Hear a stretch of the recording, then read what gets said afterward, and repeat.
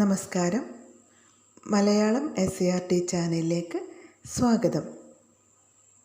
3ാം ക്ലാസ്സിലെ പലഹാരപ്പൊതി എന്ന രണ്ടാമത്തെ യൂണിറ്റിലെ കയ്പും മധുരവും എന്ന ഉപശീർഷകം നൽകിയിട്ടുള്ള ഭാഗത്തുള്ള മുന്തിരിങ്ങ എന്ന കഥ. ഈ കഥ കയ്പും മധുരവും നിറഞ്ഞതാണെന്ന് തോന്നുന്നു അല്ലേ? ഇതിൽ കയ്പ് എന്താണ്, മധുരം എന്താണ്, മുന്തിരിങ്ങ കയ്പായും മധുരമായും അനുഭവപ്പെടുന്നത് ആർക്കാണ് എന്നൊക്കെ നമുക്ക് നോക്കാം. മുന്തിരിങ്ങ. അമ്മ കുറേ മുന്തിരിങ്ങ വാങ്ങിക്കൊണ്ടുവന്നു. ഉച്ചഭക്ഷണത്തിന് ശേഷം കുട്ടികൾക്ക് കൊടുക്കാനാണ്. മുന്തിരിങ്ങ ഒരു പിഞ്ഞാണിയിലാക്കി മേശപ്പുറത്ത് വച്ചു. ഏറ്റവും ഇളയ മകനായ വാന്യ അത് കണ്ടു. മുന്തിരിങ്ങ അവൻ ആദ്യമായി കാണുകയാണ്. ആരാണ് മുന്തിരിങ്ങ വാങ്ങിക്കൊണ്ടുവന്നത്? മുന്തിരിങ്ങ എന്താണെന്ന് നിങ്ങൾക്കറിയില്ലേ? ഇവിടെ ചിത്രത്തിൽ കാണുന്നുണ്ടല്ലേ. നല്ലൊരു വള്ളിയിൽ ഇങ്ങനെ കുലകുലയായി തൂങ്ങിക്കിടക്കുകയാണല്ലേ മുന്തിരിങ്ങ. മുന്തിരിങ്ങ നിങ്ങൾ കഴിച്ചിട്ടുണ്ടാകുമല്ലോ. നല്ല രുചിയാണോ? അതെ, നല്ല മധുരമുള്ള പഴമാണല്ലേ. അപ്പോൾ ഇവിടെ ആരാ മുന്തിരിങ്ങ വാങ്ങിക്കൊണ്ടുവന്നത്? അമ്മ അല്ലേ. അമ്മയാണ് മുന്തിരിങ്ങ വാങ്ങിക്കൊണ്ടുവന്നത്. അമ്മ മുന്തിരിങ്ങ വാങ്ങിക്കൊണ്ടുവന്നത് എന്തിനു വേണ്ടിയാണ്? ഉച്ചഭക്ഷണത്തിന് ശേഷം കുട്ടികൾക്ക് കൊടുക്കാനാണ്. അല്ലെ, ഊണൊക്കെ കഴിച്ചു കഴിഞ്ഞാൽ പഴങ്ങളൊക്കെ തിന്നുന്നത് നല്ലതാണല്ലേ. ആഹാരം പെട്ടെന്ന് ദഹിക്കാനൊക്കെ പഴങ്ങൾ കഴിക്കാറുണ്ട് നമ്മൾ. അപ്പോൾ ആ ദിവസം കുട്ടികൾക്ക് കൊടുക്കാൻ വേണ്ടി അമ്മ മുന്തിരിങ്ങയാണ് കൊണ്ടുവന്നത്. മുന്തിരിങ്ങ ഒരു പിഞ്ഞാണിയിലാക്കി മേശപ്പുറത്ത് വെച്ചു. പിഞ്ഞാണി എന്ന് പറഞ്ഞാൽ പരന്നൊരു പാത്രം. അതിൽ മുന്തിരിങ്ങ ഇങ്ങനെ ഓരോന്നോരോന്നായി അടർത്തിയെടുത്ത് അമ്മ മേശപ്പുറത്ത് കൊണ്ടുവച്ചു. ഏറ്റവും ഇളയ മകനായ വാന്യ അത് കണ്ടു. അമ്മ ഇങ്ങനെ മുന്തിരിക്കുലയിൽ നിന്നും ഓരോന്നും അടർത്തിയെടുത്ത് പാത്രത്തിൽ വയ്ക്കുന്നതൊക്കെ ആര് കാണുന്നുണ്ടായിരുന്നു? അമ്മയുടെ ഇളയ മകൻ വാന്യ. മുന്തിരിങ്ങ അവൻ ആദ്യമായി കാണുകയാണ്. അമ്മ ആദ്യമായാണ് മുന്തിരിങ്ങ വീട്ടിലേക്ക് കൊണ്ടുവരുന്നത്. മറ്റു പല പഴങ്ങളും അവൻ കണ്ടിട്ടും കഴിച്ചിട്ടുമൊക്കെ ഉണ്ട്. പക്ഷേ ഈ പഴം ആദ്യമായാണ് കൊണ്ടുവന്നത്. അപ്പോൾ അത് അവൻ പ്രത്യേകം ശ്രദ്ധിച്ചു. ആ ഒരു പഴത്തിൻ്റെ രൂപവും അല്ലേ, അതിൻ്റെ കുലകുലയായി നിൽക്കുന്നതും ഒക്കെ അവനെ വല്ലാതെ ആകർഷിച്ചു. അവൻ അതിൽ നിന്ന് ഒരെണ്ണം എടുത്തു മണത്തു നോക്കി. കൊതി തോന്നിപ്പിക്കുന്ന മണം. മണത്തിട്ടും അവന് മതി വന്നില്ല. അവൻ അത് മണത്തുകൊണ്ടേയിരുന്നു. അമ്മ മേശപ്പുറത്ത് വെച്ച് പോയല്ലോ. ഊണ് കഴിച്ചിട്ട് എല്ലാവർക്കും പങ്കിട്ട് കൊടുക്കാം. അതുകൊണ്ട് മേശപ്പുറത്ത് പിഞ്ഞാണത്തിൽ അത് വെച്ചിട്ട് അമ്മ തിരിച്ചുപോയി. അപ്പോൾ ഇതൊക്കെ കണ്ടു നിന്ന വാന്യ അതിനടുത്ത് ചെന്നു. അവൻ അതിൽ നിന്ന് ഒരെണ്ണം എടുത്തു മണത്തു നോക്കി. കൊതി തോന്നിപ്പിക്കുന്ന മണം. മണത്തിട്ടും അവന് മതി വന്നില്ല. അവൻ അത് മണത്തുകൊണ്ടേയിരുന്നു. അപ്പോൾ നമ്മുടെ വാന്യ ആ മുന്തിരിങ്ങ വെച്ച പാത്രത്തിൽ നിന്നും ഒരെണ്ണം എടുത്ത് മണത്തു നോക്കി. നല്ല മണമായിരുന്നു. നല്ല കൊതി തോന്നിപ്പിക്കുന്ന മണം. എത്ര മണത്തിട്ടും അവന് മതി വരുന്നില്ല. മണത്തുകൊണ്ടേയിരുന്നു. ഇങ്ങനെ കുറേ മണത്തപ്പോൾ എന്തു തോന്നി? ഒരു മുന്തിരിങ്ങ തിന്നണമെന്ന് വാന്യയ്ക്ക് കലശലായ മോഹം. അങ്ങനെ മണത്തുകൊണ്ടേയിരുന്നപ്പോൾ അതിൽ നിന്ന് ഒന്ന് കഴിച്ച് അതിൻ്റെ രുചി അറിയണമെന്ന് അവന് മോഹം തോന്നി. കലശലായ മോഹം തോന്നി. അതിയായ മോഹം തോന്നി അവന്. മുന്തിരിങ്ങയുടെ ചുറ്റും പറ്റിക്കൂടി നടന്നു. പിന്നെ മുറിയിൽ ആരുമില്ലാത്ത തക്കം നോക്കി അവൻ ഒരു മുന്തിരിങ്ങ എടുത്തു തിന്നു. അപ്പോൾ വാന്യയ്ക്ക് എന്താണ് കലശലായ മോഹം തോന്നിയത്? ഒരു മുന്തിരിങ്ങ തിന്നണമെന്ന് അല്ലേ. അപ്പോൾ മുന്തിരിങ്ങയുടെ ചുറ്റും ഇങ്ങനെ ചുറ്റിപ്പറ്റി നിന്ന് അവസാനം ആരും കാണുന്നില്ല, അടുത്തൊന്നും ആരുമില്ല എന്ന് മനസ്സിലായപ്പോൾ അവനൊരു മുന്തിരിങ്ങ എടുത്ത് തിന്നു. ഭക്ഷണത്തിനുള്ള സമയമായി. അമ്മ വിളിച്ചു പറഞ്ഞു, മക്കളെ, ഊണിന് സമയമായി, എല്ലാവരും വന്നോളൂ, അച്ഛനെയും വിളിച്ചുകൊള്ളൂ. അല്ലേ, അമ്മ എന്താ വിളിച്ചു പറഞ്ഞത്? ഊണിന് സമയമായി, എല്ലാവരും കഴിക്കാൻ വന്നോളൂ, അല്ലേ, അച്ഛനെയും വിളിച്ചോളൂ, എല്ലാവരും കൂടി ഊണ് കഴിക്കാൻ തയ്യാറായി വന്നോളൂ, ഊണ് റെഡിയായി എന്ന് പറഞ്ഞു. അച്ഛനും കുട്ടികളും വന്ന് തീന്മേശയ്ക്ക് ചുറ്റും ഇരുന്നു. അമ്മയ്ക്കൊരു സംശയം. മുന്തിരിങ്ങയിൽ ആരോ കൈവച്ചിരിക്കുന്നു. അവരത് എണ്ണി നോക്കി. ഒരെണ്ണം കുറവ്. മുന്തിരിപ്പാത്രത്തിൽ ഒരെണ്ണം കുറഞ്ഞു കണ്ടു അമ്മ. അല്ലേ, അമ്മയാണല്ലോ അത് എടുത്തു വെച്ചത്. പക്ഷേ എണ്ണി ആണ് വെച്ചത് എന്ന് നമ്മുടെ പാവം വാന്യക്ക് അറിയില്ലായിരുന്നു. അല്ലേ, അമ്മ മുന്തിരി ഓരോന്നും അടർത്തിയിടുമ്പോൾ ഓരോന്നും എണ്ണി നോക്കിയാണ് വെച്ചത് എന്നൊന്നും വാന്യക്ക് അറിയില്ലായിരുന്നു. ഇപ്പോൾ അതിൽ ഒരു മുന്തിരിങ്ങയ്ക്ക് കുറവ് സംഭവിച്ചിരിക്കുന്നു. അമ്മ അത് ഒറ്റ നോട്ടത്തിൽ തന്നെ തിരിച്ചറിഞ്ഞു. അമ്മ ചോദിച്ചു, മക്കളെ, നിങ്ങൾ ആരെങ്കിലും മുന്തിരിങ്ങ എടുത്ത് തിന്നോ? ഒരെണ്ണം കുറവുണ്ടല്ലോ. അല്ലേ, വെച്ച ആൾക്കറിയാലോ എത്ര എണ്ണം വെച്ചു എന്ന്. അപ്പോൾ ഒരെണ്ണം കുറവുള്ളത് അമ്മയ്ക്ക് മനസ്സിലായി. മക്കളോട് ചോദിച്ചു, ആരാണ് മുന്തിരിങ്ങ എടുത്തത് ഇതിൽ നിന്നും? ഒരെണ്ണം കുറഞ്ഞിട്ടുണ്ടല്ലോ. എല്ലാ കുട്ടികളും ചേർന്ന് വിളിച്ചു പറഞ്ഞു, ഇല്ല ഇല്ല, അല്ലേ, ഞങ്ങൾ എടുത്തിട്ടില്ല എന്ന് പറഞ്ഞു. വാനയുടെ മുഖം ചെമ്പരത്തിപ്പൂ പോലെ ചുവന്നു. അല്ലേ, ഇപ്പോൾ കള്ളി വെളിച്ചത്താവും എന്ന് തന്നെ അവൻ ഭയന്നു. അവൻ്റെ മുഖം ചുവന്ന് തുടുത്തു വന്നു. അല്പം പരിഭ്രമമുണ്ടായി അവന്. അവനും വിളിച്ചു പറഞ്ഞു, ഇല്ല, ഞാൻ മുന്തിരിങ്ങ തിന്നില്ല.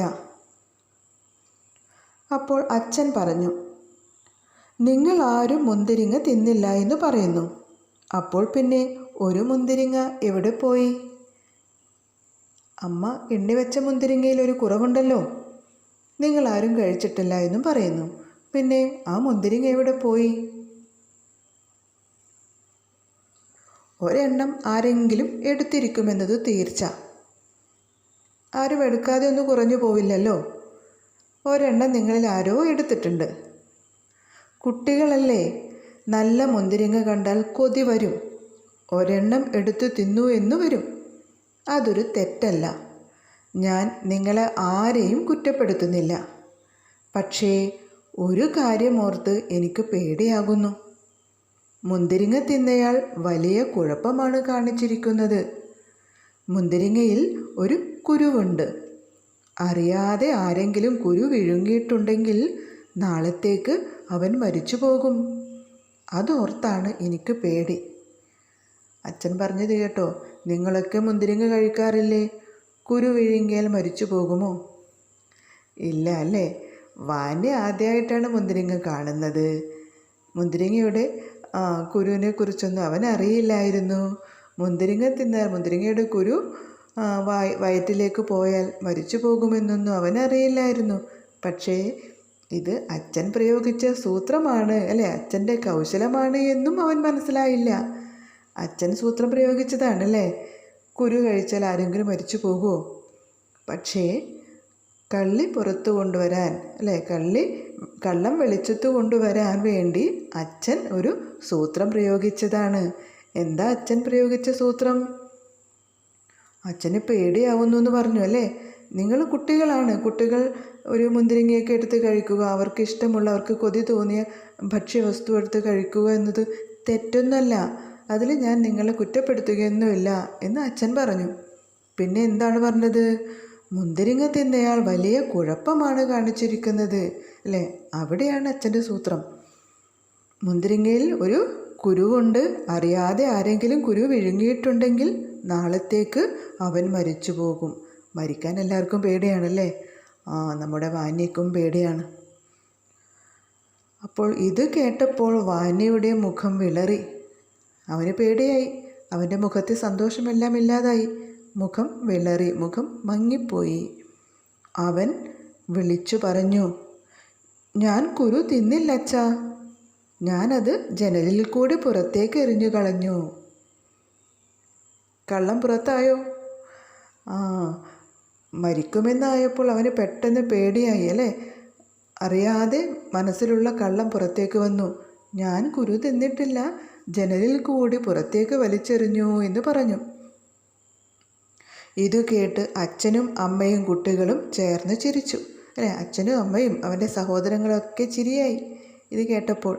അല്ലേ, അവർക്ക് മനസ്സിലായി ആരാണ് കള്ളൻ, കള്ളത്തരം കാണിച്ചത് ആരാണ്, കട്ട് തിന്നത് ആരാണ് എന്ന് അവർക്ക് മനസ്സിലായി. അപ്പോൾ അവരൊക്കെ ചിരിക്കാൻ തുടങ്ങി. എന്നാൽ വാന്യ ചിരിച്ചില്ല, അവൻ കരഞ്ഞു. അല്ലേ, വാന്യക്ക് പക്ഷേ ചിരി വന്നില്ല, അവന് സങ്കടം വന്നു, അവൻ കരഞ്ഞു. എന്തുകൊണ്ടായിരിക്കാം കരഞ്ഞത്? അവന് മനസ്സിലായി അല്ലേ, താൻ പിടിക്കപ്പെട്ടു എന്ന് അവന് മനസ്സിലായി. അതുകൊണ്ടാണ് അവൻ കരഞ്ഞത്. അല്ലേ, തൻ്റെ തെറ്റ് മറ്റുള്ളവർ കണ്ടെത്തിയല്ലോ എന്നതുകൊണ്ടാണ് അവൻ കരഞ്ഞത്. കഥ ഇഷ്ടമായോ? അപ്പോൾ ഈ കഥയിലെ കയ്പും മധുരവും എന്താണ്? ആർക്കാണ് കയ്പും മധുരവുമായി അനുഭവപ്പെട്ടത് മുന്തിരിങ്ങ? മുന്തിരിങ്ങ വാനേക്കാണ് കയ്പും മധുരവുമായതല്ലേ. മധുരമായത് എപ്പോഴാണ്? മധുരമായത് ആരും കാണാതെ എടുത്ത് കൊതിയോടെ അത് കട്ടുതിന്നപ്പോഴാണ്. കട്ടുതിന്നുന്ന വസ്തുവിനെ മധുരം കൂടുമെന്ന് പറയാറുണ്ട് അല്ലേ. പക്ഷേ അവസാനം കട്ട കാര്യം മറ്റുള്ളവർ കണ്ടെത്തിയപ്പോൾ ആ മുന്തിരിങ്ങയുടെ മധുരം കയ്പായി മാറി അല്ലേ. ഇനി നമുക്ക് കുറച്ച് പ്രവർത്തനങ്ങൾ നോക്കാം. ഉത്തരം കണ്ടെത്തുക. അമ്മ മുന്തിരിങ്ങ വാങ്ങിക്കൊണ്ടുവന്നത് എന്തിനായിരുന്നു? ഉത്തരം: ഉച്ചഭക്ഷണത്തിന് ശേഷം കുട്ടികൾക്ക് കൊടുക്കാനാണ് അമ്മ മുന്തിരിങ്ങ വാങ്ങിക്കൊണ്ടുവന്നത്.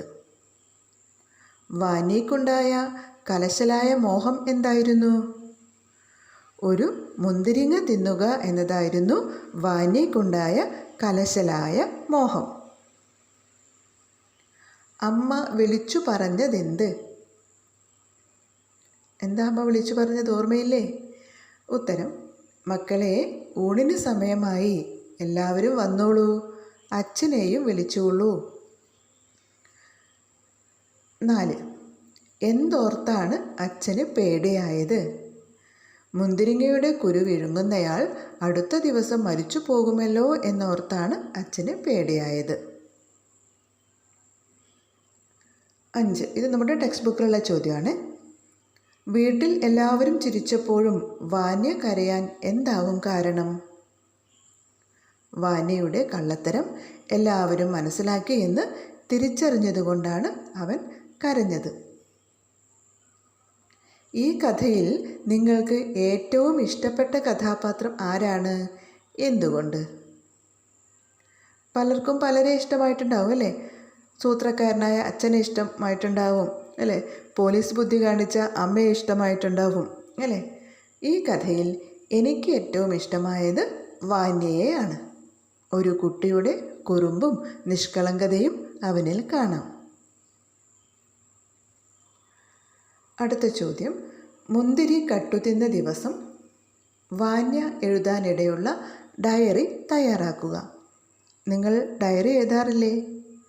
ഓരോ ദിവസവും ഉണ്ടായ രസകരമായ അല്ലെങ്കിൽ മനസ്സിൽ തട്ടുന്ന അനുഭവങ്ങളാണ് ഡയറിയിൽ എഴുതുക അല്ലേ.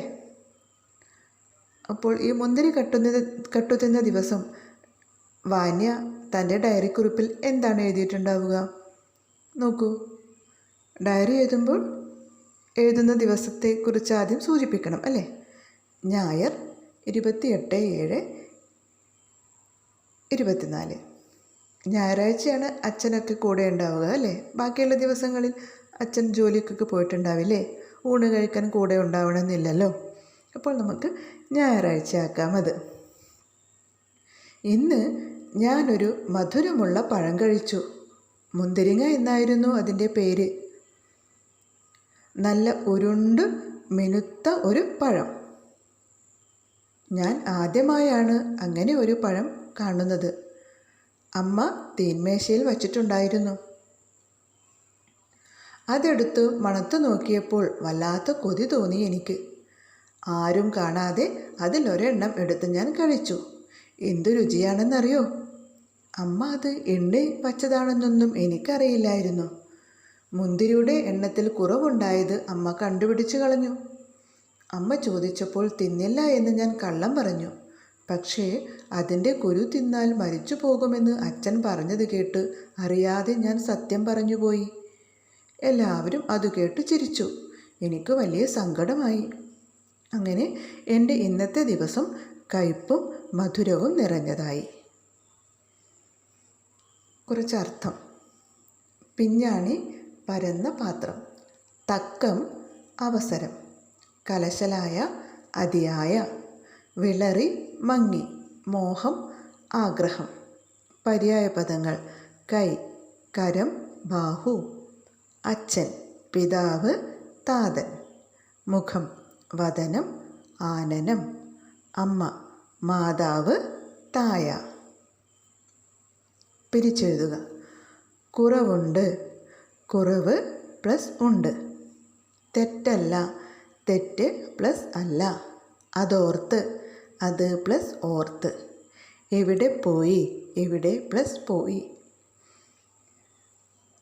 ഇനി ഇത് എഴുതിയാണ് നമുക്ക് പരിചയമാവണ്ടേ? നമുക്ക് നോക്കാം. ഇവിടെ പേരുണ്ട്. ടോൾസ്റ്റോയ് കഥകൾ. ടോൾസ്റ്റോയ് എന്ന് കേട്ടിട്ടുണ്ടോ? കേൾക്കാൻ സാധ്യതയില്ല അല്ലേ? നമ്മുടെ നാട്ടുകാരനേ അല്ല, റഷ്യക്കാരനായ എഴുത്തുകാരനാണ് ലിയോ ടോൾസ്റ്റോയ്. റഷ്യൻ എഴുത്തുകാരൻ ലിയോ ടോൾസ്റ്റോയ്. അപ്പോൾ നിങ്ങൾ വിചാരിക്കും, റഷ്യയിലുള്ള കഥ എങ്ങനെയാണ് നമുക്ക് മലയാളത്തിൽ വായിക്കാൻ പറ്റുക അല്ലേ? അതിൻ്റെ താഴെ കണ്ടോ, വിവർത്തനം. വിവർത്തനം എന്ന് പറഞ്ഞാൽ മറ്റു ഭാഷയിലുള്ളതിന് ഒരു ഭാഷയിലുള്ളതിനെ മറ്റൊരു ഭാഷയിലേക്ക് മാറ്റുക. അതിനാണ് വിവർത്തനം എന്ന് പറയാം. ഇപ്പോൾ റഷ്യൻ ഭാഷയിൽ എഴുതിയ ഈ കഥ മലയാളത്തിലേക്ക് മാറ്റി എഴുതിയത്, വിവർത്തനം ചെയ്തത് KN ദാമോദരൻ നായർ ആണ്. മനസ്സിലായല്ലോ? അപ്പോൾ ഇനി നമുക്ക് അടുത്ത പാഠവുമായി അടുത്ത ക്ലാസ്സിൽ കാണാം.